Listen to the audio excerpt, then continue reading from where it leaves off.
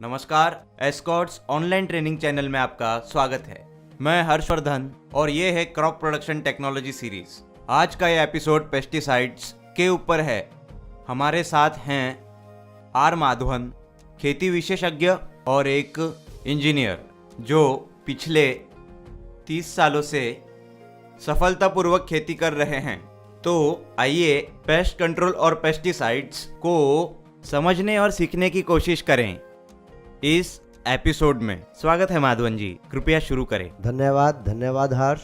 आज हम pest management पर बात करेंगे जो बहुत ही ज़रूरी है और हमें बहुत सावधान रहना होगा इस अद्भुत टूल को यूज़ करते वक्त। ये इस तरीके से है, देखिए, अगर हमें कोरोना है तो देखना होगा कि हमें कौन सा एंटीवायरल दिया जाएगा और इसे लोगों को देने से पहले बहुत सी रिसर्च करनी होगी। तो R&D एक अहम भूमिका निभाता है और कोरोना हमारे लिए कीट है और पौधों के पास खुद के कीट होते हैं। शायद कोई और कोरोना, वो कोरोना नहीं, उसका कुछ और नाम होगा जो उन पर हमला करते हैं। तीनों वायरस, फंगस और कीट, ये तीनों इंसानों पर भी हमला करते हैं और बाकी जीव जंतुओं पर भी। तो पौधे भी उनसे बचे नहीं हैं, पर हम कह सकते हैं कि हमें लक्षण दिखाई दे रहे हैं और हम बात कर सकते हैं, इसलिए पौधों से एक कदम आगे हैं और पौधे बात नहीं कर सकते। पौधों की तरफ से हमें बात करनी होगी, वरना पौधा शायद ही विल्टिंग दिखाएगा। ये नहीं बता सकता कि इसके पेट में दर्द है, सिर में दर्द है, मलेरिया, चिकनगुनिया या कुछ और। तो ये बहुत बहुत ज़रूरी है कि पौधे की असल बीमारी क्या है। हम इंसानों को भी बहुत सारे टेस्ट करवाने पड़ते हैं ये पता करने के लिए कि हमें कोलरा है या मलेरिया है या टाइफाइड है। हम पहले टेस्ट करवाते हैं, फिर नतीजों पर आते हैं। पौधे लक्षण पत्तों से और स्वभाव से दिखाते हैं। उनके स्वभाव, प्रदर्शन और उत्पादकता से भी दिखाते हैं कि वो बीमार हैं या नहीं। पेस्ट मैनेजमेंट को पूरा पढ़ाने से पहले मैं आपको एक मेन पॉइंट के बारे में बताना चाहूँगा। देखिए, अगर पौधा स्वस्थ है, अब सबसे अच्छा समय है इस बारे में बात करने का, क्योंकि इस समय हर टीवी, हर चैनल, हर रेडियो, हर एक मीडिया केवल इम्यून सिस्टम के बारे में बात करते हैं और कुत्तों की तरह भौंकते हैं। तो इम्यून सिस्टम क्या है? जिस सिस्टम के बारे में हम बात कर रहे हैं, अच्छा खाना। पर अब कोरोना होने के बाद अगर आप अच्छा खाना खाएंगे तो कोरोना रुकेगा नहीं। मतलब बचपन से ही आपका जीवन स्वस्थ होना चाहिए। अच्छा खाएं, एक्सरसाइज करें और सभी पोषक तत्व लें। अगर आपका इम्यून सिस्टम अच्छा होगा तो आप सभी बैक्टीरिया और वायरस से बच पाएंगे जो आप पर अटैक करते हैं। अब आप समझ गए होंगे कि पोषक तत्व की पौधों में कितनी बड़ी भूमिका होती है।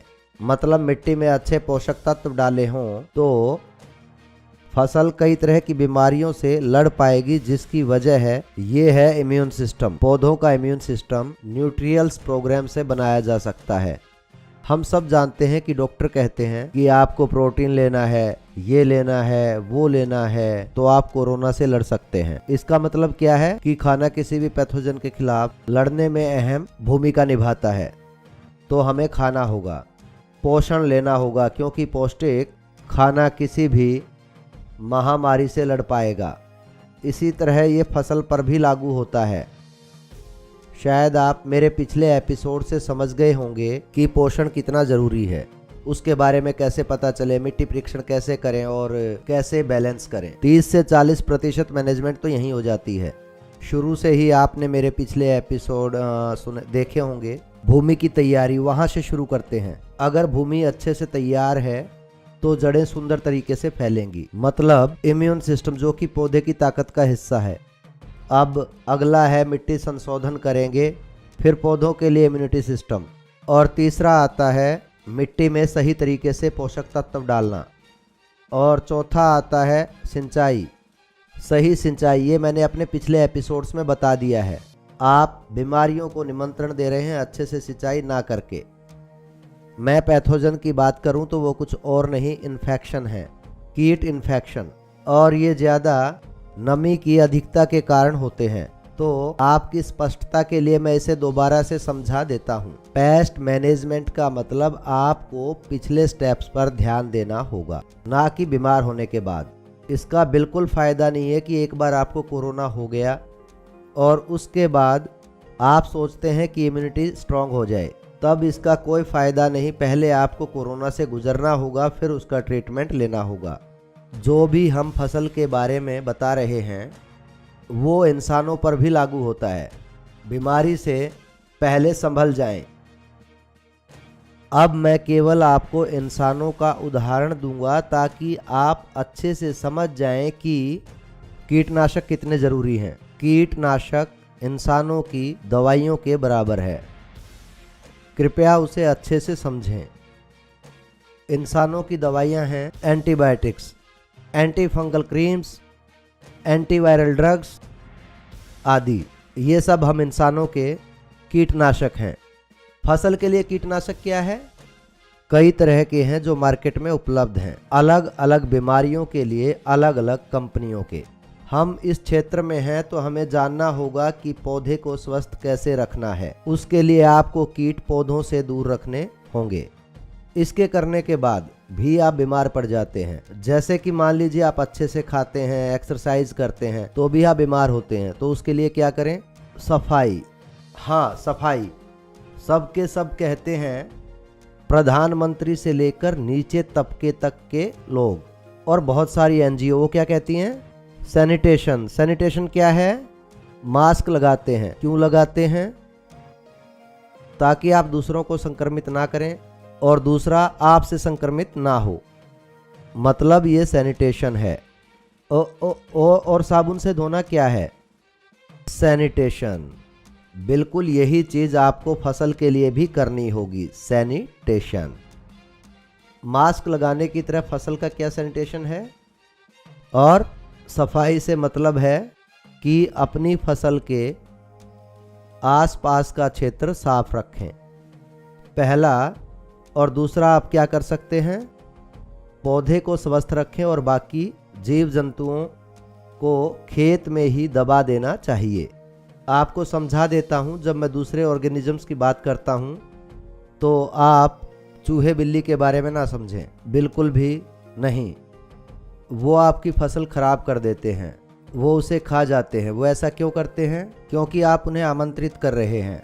अगर आपका घर साफ नहीं है तो आपके घर में बहुत सारे कीड़े हो जाएंगे। तो आप अपना घर साफ रखते हैं, वो साफ सुथरे घर में नहीं आते, वो दूर रहते हैं, भाग जाते हैं।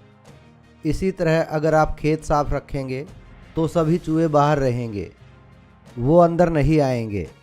सैनिटेशन की पेस्ट मैनेजमेंट में अहम भूमिका होती है।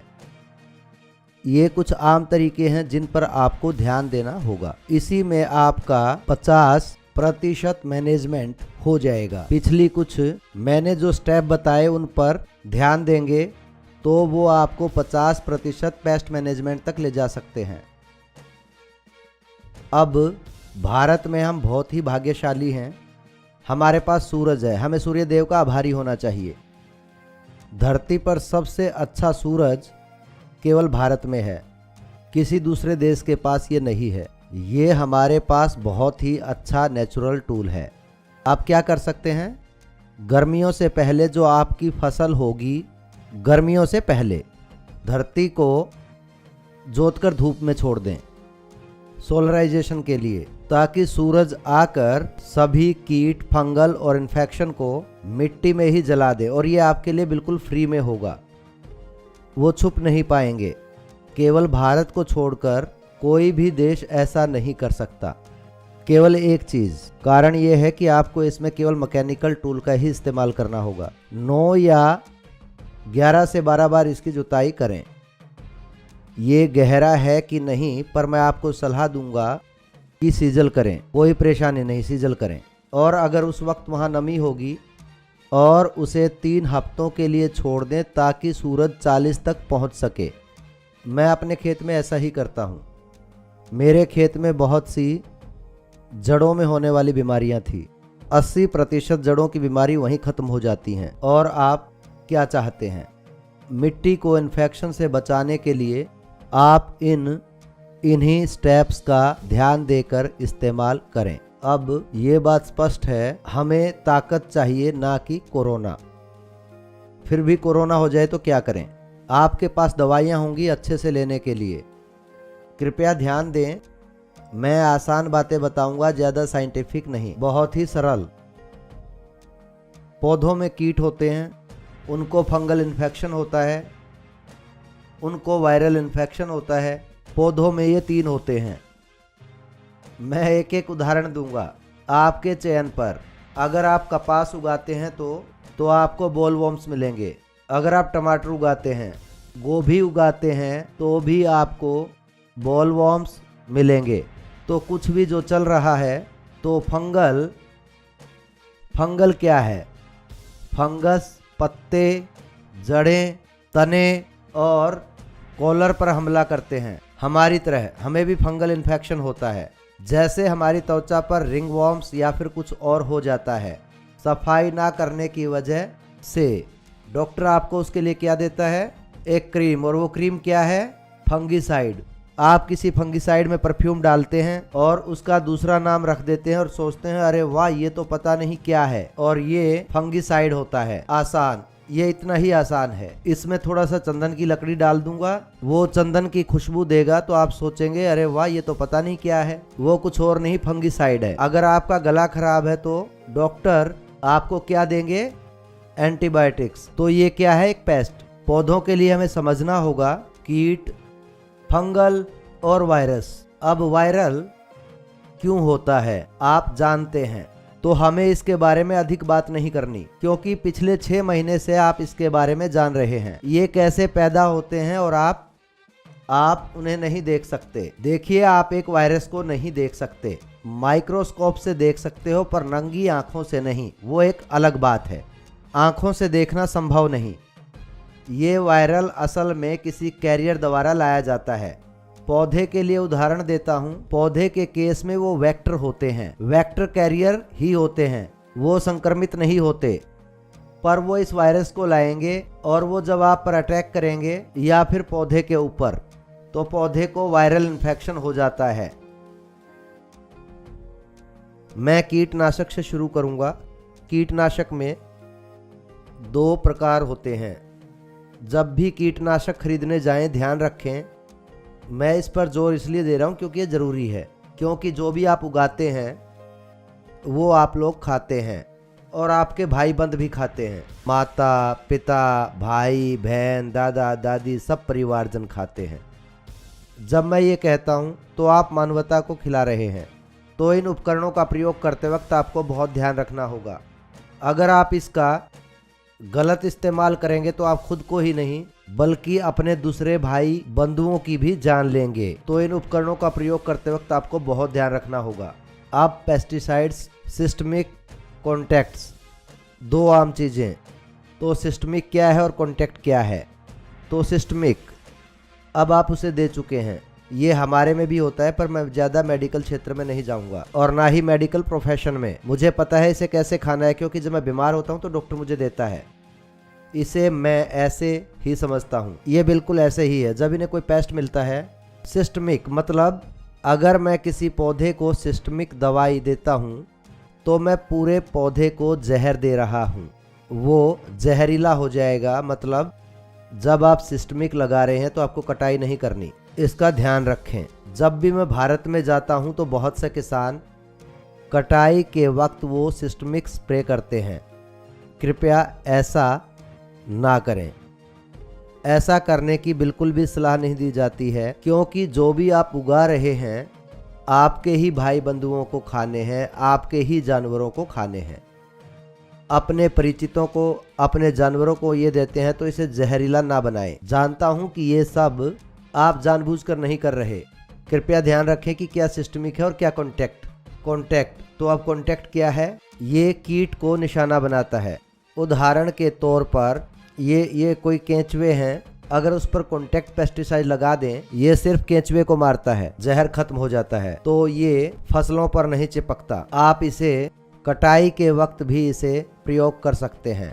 शुरुआती स्टेजेस में जब फसल बढ़ रही होती है, कोई भी चीज नहीं काट सकते। फसल के पहले 60 दिनों तक उस वक्त सिस्टमिक डाल सकते हैं। वो 20 दिन तक ध्यान रखेंगे, 25 दिन तक ध्यान रखेंगे, तो आप कुछ काटने वाले नहीं। वेंडर द्वारा दिए गए लीफलेट का ध्यान जरूर रखें। ध्यान रखें, स्लिप में 10 भाषाएं दी जाती हैं। आपको चाहे कोई भी भाषा चाहिए, चाहे मलयालम, तमिल, कन्नड़, तेलुगु, गुजराती, मराठी, सब उसके अंदर होती हैं। उसे पढ़ें या फिर किसी और से पूछें कि ये सिस्टमिक है या कॉन्टैक्ट। इसे ध्यान रखकर कटाई रखते हुए अटैक करें। पहले तो ये देखें कि पौधे को कीट है या कोई फंगल इन्फेक्शन। महाराष्ट्र का टूर करते हुए, शायद ये महाराष्ट्र का पश्चिम इलाका था, वो बैंगन उगा रहे थे और एक किसान कुछ स्प्रे कर रहा था। मैं आप लोगों को एक उदाहरण दूंगा, एक फोटो से दिखाऊंगा कि वो बैंगन कैसा है।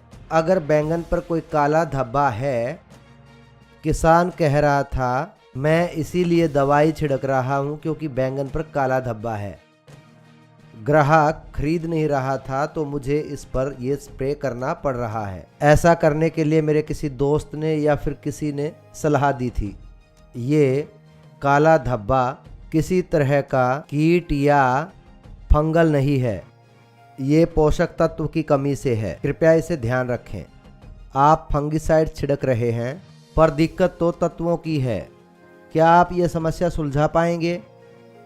बिल्कुल नहीं। आप लगातार पंप करते ही जा रहे हैं, उसमें जहर भरता जा रहा है, कोई नतीजा नहीं मिलेगा, क्योंकि समस्या तो पोषक तत्वों की है, फंगल की नहीं। फंगल सेकेंडरी है। उदाहरण के लिए मान लीजिए आप गिर गए हैं और आपके हाथ में खरोंच आ गई है, तो ये प्राइमरी है, और उसमें जब पस हो जाती है तो वो सेकेंडरी है। तो आप उसके लिए क्या इलाज करेंगे? गिरते ही आप ध्यान देंगे आप संक्रमित नहीं हैं। बिल्कुल ऐसे ही तत्वों की कमी, कैल्शियम, उस बैंगन की तस्वीर यहाँ दिखाई गई है जो मैंने महाराष्ट्र में देखा था। ये कैल्शियम की कमी की वजह से है।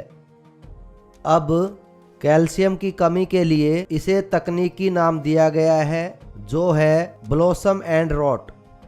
ये एक न्यूट्रिशनल डिसऑर्डर है, ना कि ये एक फंगल डिसऑर्डर। पर आप इसके इलाज के लिए फंगिसाइड स्प्रे कर रहे हैं। आप कभी ठीक नहीं कर पाएंगे। क्या करना होगा? अगर आप अपनी फसल में कैल्शियम डालेंगे तो फसल को ये प्रॉब्लम कभी नहीं होगी। हम बहुत अच्छे से कीटनाशक डालते हैं जो कि पौधों की दवाइयाँ हैं। आप बहुत सावधान हैं, आप इसका बहुत अच्छे से ध्यान रखते हैं।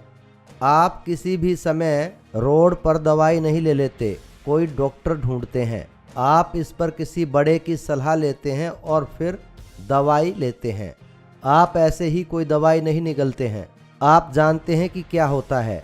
ऐसा ही फसल के साथ होता है, पर फसल बात नहीं कर सकती। ये केवल आपको नतीजे और अंत में आपको नुकसान होगा। बिल्कुल इसी तरीके से फंगिसाइड्स में भी सिस्टमिक और कॉन्टैक्ट फंगिसाइड्स होते हैं। आपके ज़्यादा फंगल इन्फेक्शन 75% तक ज़्यादा सिंचाई करने की वजह से होते हैं। पिछले एपिसोड में इरिगेशन के बारे में बताया था। ज़्यादातर फंगल बीमारी इसी से होते हैं, तो इसीलिए मैंने इरिगेशन वाले भाग में बताया था आप ये उत्पादकता कम करने के लिए कर रहे हैं कि आप अपनी उत्पादकता को कम करने के लिए सिंचाई कर रहे हैं। कैसे कीट हमला करते हैं, कैसे पौधे सो जाते हैं। अब इससे बचने के लिए ध्यान से सिंचाई करनी है। ये इन्फेक्शन को कम से कम कर देगा। पेस्ट मैनेजमेंट में सबसे ज़रूरी है, जिसको हर कोई जानता है पर इसको कोई भी नहीं करता। सीड ट्रीटमेंट, बीज से होने वाली बीमारियों के लिए बीज का इलाज नहीं किया जाता। हम सब कहते हैं सीड ट्रीटमेंट, पर करता कोई नहीं। इसका सीधा सा कारण है हमारे पास टूल नहीं है। तो हम योजना बना रहे हैं, एस्कॉर्ट्स या R&D इस पर काम करने वाला है। सीड ड्रम ट्रीटमेंट बनाने में, ताकि सरसों से लेकर मक्के तक किसी भी बीज का इलाज कर सकें। साइज वेरिएशन में साइज के बारे में बात कर रहा हूँ। सरसों का बीज आप जानते हैं कितना होता है। मक्के तक चले जाइए, इसके फायदे क्या क्या हैं। बीज का इलाज करने से आपको स्वस्थ पौधे मिलेंगे, मतलब कि आपकी फसल के लिए अच्छी शुरुआत। ये ऐसे है कि मैं इसकी तुलना इंसानों से कर रहा हूँ ताकि आप इसको समझ सकें अच्छे से, क्योंकि ये रोज़मर्रा की ज़िंदगी है आपके बच्चे की। जैसे ही बच्चा पैदा होता है उसे एक शॉट देते हैं, bacteria, anti bacteria, anti malarial, तो ये दिए जाते हैं चिकन पॉक्स या फिर जॉन्डिस के लिए दवाई, एंटी जॉन्डिस। हर महीने, 2 महीने के बाद, 3 महीने के बाद बच्चे को ये शॉट्स दिए जाते हैं। आपने ये बच्चों के लिए घर पर भी किया होगा। ऐसे ही आपको बीज का इलाज करना है। देखिए, बीज एक बच्चा है, एक छोटा सा बच्चा, ये एक जिंदा शिशु है। इसका आपको इलाज करना होगा ताकि बाहर से हमला करने वाले कीट व पैथोजन हमला ना कर पाए। वो फूटते हैं और आपको पौध संख्या मिलती है। अब पौध संख्या क्या है? अब मान लीजिए मैंने अपने खेत में 10,000 बीज डाले हैं। अब इन 10,000 में से 9500 या 9900 बीज तो मुझे वहाँ मिलने चाहिए। आप कैसे करेंगे? शुरुआत में फसल जब बीज फूटता है तो वो वनरेबल होता है, उस पर बहुत सारे कीटों ने हमला किया होता है, क्योंकि वो छोटे होते हैं, छोटे छोटे हमारे बच्चों की तरह। हमें उनकी रक्षा करनी होती है, क्योंकि उस वक्त उनके साथ कुछ भी हो सकता है। बच्चे को उस वक्त सर्दी लग सकती है, डायरिया हो सकता है या कुछ भी हो सकता है। हम हमेशा उनका बचाव करते हैं। तो सीड ट्रीटमेंट शुरुआती फसल को संभालने के लिए बिल्कुल सही है, और फसल को 98 या 95% तक लाने में भी, मतलब जो भी आपने वहां लगाया है बीज, ट्रांसप्लांट या उगने के लिए कुछ भी, उसकी बेहतर संख्या मिलेगी। बेहतर जनसंख्या बराबर है अच्छी उत्पादकता के। तो इन पेस्ट टूल्स को संभालना आपकी पेस्ट मैनेजमेंट और उत्पादकता को बढ़ाएगा। वीडीसाइड, ये हर्बिसाइड, वीडीसाइड सब बराबर हैं, कीट कैटेगरी में ही आते हैं, या मैं इसे पेस्ट कैटेगरी में ला रहा हूं, क्योंकि खरपतवार भी आपके लिए एक कीट है। जैसे मैंने बताया था गेहूं के खेत में चावल कीट है, आपको इसे हटाना होगा। कृपया इसे समझें। वीडीसाइड में 3 तरह के तरीके होते हैं। फंगीसाइड्स और पेस्टिसाइड्स में प्री एमर्जेंस, इसे प्री एमर्जेंस कहते हैं। मैं आपको संक्षिप्त में बताऊंगा। अगला है post emergence, pre emergence, post emergence, और तीसरा ट्रांसलोकेटिंग, और चौथा है ऑल किलर। अब प्री एमरजेंस, तो आप जब भी वीडीसाइड लगाते हैं आपको समझना होगा कि आपकी फसल में कौन से खरपतवार हैं, उसी हिसाब से आप अपनी प्री एमरजेंस लगाएंगे। प्री एमरजेंस क्या है? आप इसको बीज के साथ ही कर सकते हैं। जैसे ही आप बीज उगाते हैं आप प्री एमरजेंस लगा सकते हैं। ये वीड को मारकर फसल को उगने में मदद करेगा। पोस्ट एमरजेंस, पोस्ट एमरजेंस क्या करती है? फसल के उगने के बाद भी आप पोस्ट एमरजेंस लगा सकते हैं, पर सावधानी के साथ। लीफलेट को बड़े ही ध्यान से पढ़ें जब आप इन उपकरणों का इस्तेमाल कर रहे हों। जैसा कि मैंने पहले बताया, आग एक अच्छा टूल है। आग, आप जानते हैं, आग एक अच्छा टूल है। अच्छे से यूज ना करने पर यह आपका घर जला सकता है, और अच्छे से प्रयोग करने पर खा सकते हैं। कृपया आग को दोष मत दें। गलती आप करते हैं और कहते हैं कि आग खतरनाक थी। आग खतरनाक नहीं है, बल्कि आपको उसका अच्छे से इस्तेमाल करना होगा। आग का प्रयोग सावधानी से करना होगा, खाना बनाने, गर्म पानी करने और भी बहुत कुछ करने को। पर अपनी लापरवाही से आप पूरे गांव में आग लगा सकते हैं या खुद को हानि पहुंचा सकते हैं। ऐसे ही अगर आप पोस्ट इमरजेंसी में हर्बिसाइड्स का इस्तेमाल सही नहीं करते, आप अपनी पूरी फसल गंवा सकते हैं। पूरी फसल खत्म हो सकती है। उदाहरण के तौर पर पोस्ट इमरजेंसी, अब मैं आपको एक छोटा सा उदाहरण दे सकता हूं ताकि जब आप इसे खरीदें तो इसमें अंतर कर पाएं। मैं आपको एक फसल की जानकारी दूंगा और वो फसल मैं आपको स्क्रीन पर भी अच्छे से दिखाऊंगा। मक्के की फसल, आप देख सकते हैं ये 15 दिन पुराना मक्का है और खेत कितना साफ सुथरा है। मैंने अट्राजिन नामक प्री एमरजेंस लगा दी थी। इसका नाम मैं लिख देता हूँ, एप्ट्राजिन। आप इसे प्री एमरजेंस कह सकते हैं। मक्का उगाते ही से लगा देंगे तो देखेंगे कि खेत बहुत साफ है। पहले 25 दिनों में आप खेत देख सकते हैं जो स्क्रीन पर है, एकदम साफ और केवल मक्का उगता है। अब कभी कभी बारिश भी नुकसान कर सकती है या फिर आप स्प्रे करने के मूड में नहीं होते और भी बहुत कुछ। इसकी वजह से आप प्री स्प्रे नहीं कर पा रहे हैं और आप देख रहे हैं मक्का और गेहूं एक साथ उग रहे हैं, जिस वजह से आपकी पूरी फसल खराब हो जाएगी, जिसके लिए आप उगाएंगे पोस्ट एमरजेंस हर्बिसाइड्स। मक्के के लिए पोस्ट एमरजेंस हर्बिसाइड्स, उदाहरण के लिए हर फसल के लिए अलग अलग पोस्ट एमरजेंस होते हैं जो मैं आपको बता दूंगा। मक्के के लिए post emergence herbicides LAUBIS lobbies, ये केवल आपको अंदाज़ा देने के लिए है, मैं इसका असली नाम ढूंढ रहा हूँ। इसका ट्रेड नेम लाउडिस LAUDIS, ये पोस्ट एमरजेंस है, इसे आप अपनी फसल के ऊपर लगा सकते हैं। मक्के की फसल के अलावा सब खरपतवार खत्म हो जाएंगे। अब आप समझेंगे कि पोस्ट और प्री एमरजेंस क्या होते हैं। मेरी दी गई जानकारी के आधार पर नॉन सेलेक्टिव ट्रांसलोकेटिंग, मैं आपको एक फोटो दिखाऊंगा एक पर्टिकुलर वीड की, जो तस्वीर आपको स्क्रीन पर दिखाई गई है। यह वीड पूरे भारत में सभी खेतों में देखने को मिलता ही मिलता है और इसको निकालना इतना आसान नहीं है। ये फसल से लड़ते हैं और इसे मैं जानता हूँ। मेरा मतलब है कि जैसे ही मैं आपको वीड दिखाऊंगा आप समझ जाएंगे कि क्या है। उसको जाना जाता है साइब्रस रोटेंडस नाम से। इसका अंग्रेजी नाम साइबस रोटेंडस है।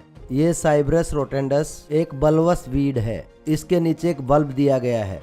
कितनी भी कम गहराई में आप इसे जोत लें, इससे कोई फायदा नहीं होने वाला।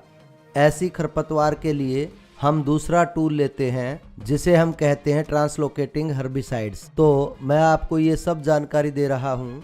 जब आप किसी दुकान पर जाते हैं या कहीं भी इसे खरीदने के लिए, तो आप ध्यान रखें आप इनमें से चुनाव कर सकते हैं, ना कि वहाँ अंधा होकर जाने में।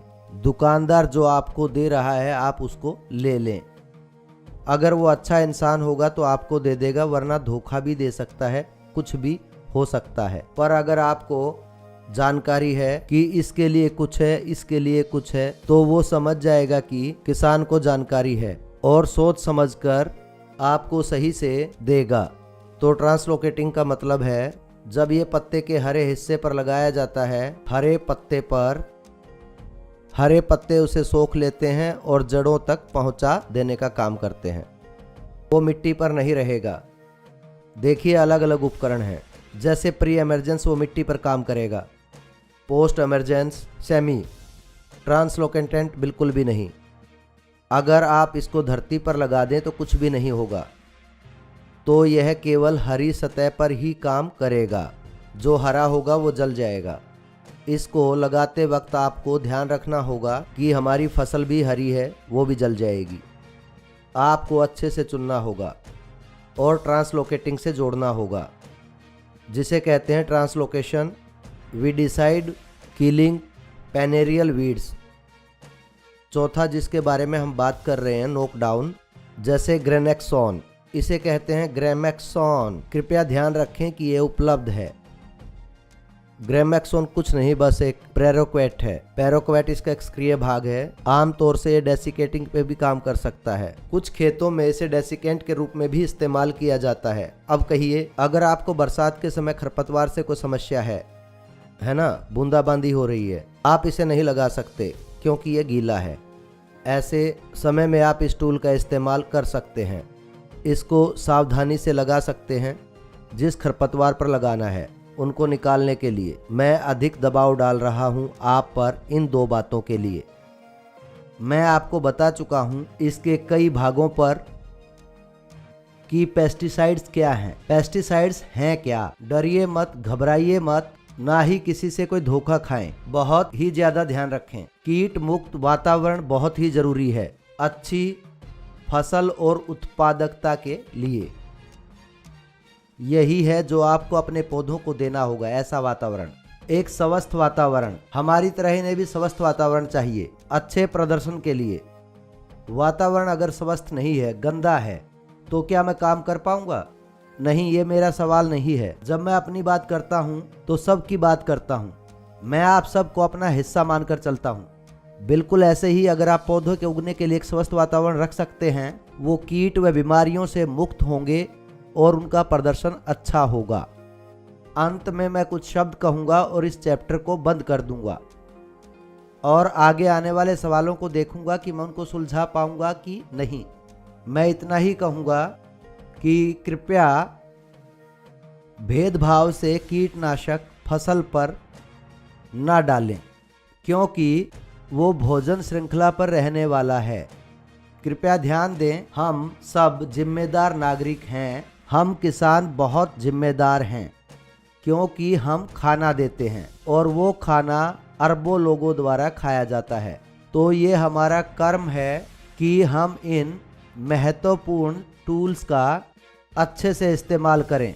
धन्यवाद। बहुत धन्यवाद सर। आज आपने एक बहुत अच्छी और लाभदायक जानकारी दी है कीटनाशक पर, खासकर इनका इस्तेमाल कैसे करें, कैसे और कितना प्रयोग करें, और सबसे ज़रूरी आपको कीटनाशक का इस्तेमाल ऐसे करना चाहिए ताकि इससे सबको फ़ायदा हो, पर ज़रूरत से ज़्यादा इनका इस्तेमाल आपको नुकसान पहुंचा सकता है। बहुत धन्यवाद।